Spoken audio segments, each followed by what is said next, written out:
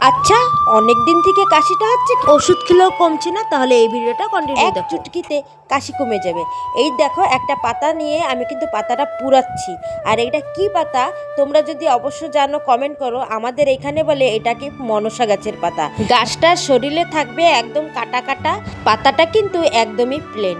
সেই গাছেরই পাতা নিয়ে আসবে, আর দেখো ধুয়ে নেবে, একটু তেল দিয়ে ভালো করে পাতার মধ্যে তেলটা দিয়ে তারপরে কিন্তু উনান বা গ্যাস পাতাটা সেকে নেবে। সেকে নেওয়ার পরে পাতাটা অনেকটাই নরম হয়ে যাবে। তারপরে কিন্তু দুই হাত থেকে ভালো করে চিপড়িয়ে চিপড়িয়ে তার রসটাকে বার করবে। রসের ভিতরে একটু লবণ দিয়ে তারপরে খেয়ে দেখবে যে একদিনে কিন্তু কাশ কমা বাধ্য, মানে একদিনেই কাশ কমে যাবে।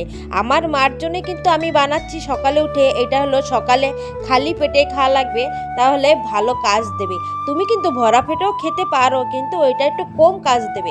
তাই দেখো, আমি সকাল সকাল আমার মাকে বানিয়ে দিলাম। আমার মার অনেক দিন থেকে কাশ, কিন্তু আমার মা তো আমার কাছে থাকে না, তার জন্যই আর বানাতে পারিনি। এইটা দেখো আরেকটা উপায়, এই জিনিসটা তোমরা ক্যারি করে নিতে পারবে। কি করে আমি কাশ কমার ওষুধ বানাই সেটাই দেখো।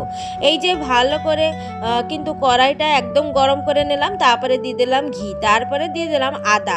জানো তো, কাঁচা আদা মুখে দিলে হলো কাশ কমে, কিন্তু এইভাবে তুমি একটু আদাটাকে ঘিতে ভেজে নেবে, তারপরে কিন্তু মুখে দেবে। মুখটাও অনেক সুন্দর লাগবে আর গন্ধটাও দারুণ বেরোবে, আর খেতেও কিন্তু অনেকটাই টেস্টি। কাঁচা আদা কিন্তু সবাই খেতে পারে না, ঝাল ঝাল লাগে বলে, কিন্তু এইভাবে ঘি দিয়ে লবণ দিয়ে একটু ভেজে নেবে, অনেক সুন্দর খেতেও লাগবে। তার সাথে কিন্তু তোমাদের অনেক দিনের পুরনো কাশ কিন্তু কমে যাবে।